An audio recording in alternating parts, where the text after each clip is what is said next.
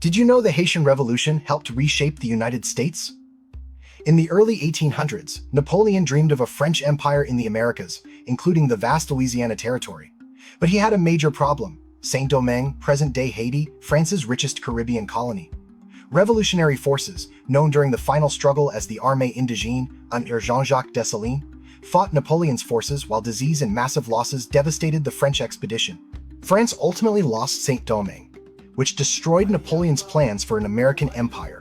Then, in 1803, with war against Britain approaching and France needing money, Napoleon sold Louisiana to the United States for approximately $15 million. We're not talking about today's Louisiana. The purchase added about 828,000 square miles, nearly doubling the United States. The Haitian Revolution wasn't the only reason for the sale, but France's defeat in Saint-Domingue was an important factor. And remember this name, Jean-Jacques Dessalines. In 1804, he would declare Haiti's independence and later become Emperor of Haiti. Savannah, 1779. Louisiana, 1803. Different chapters.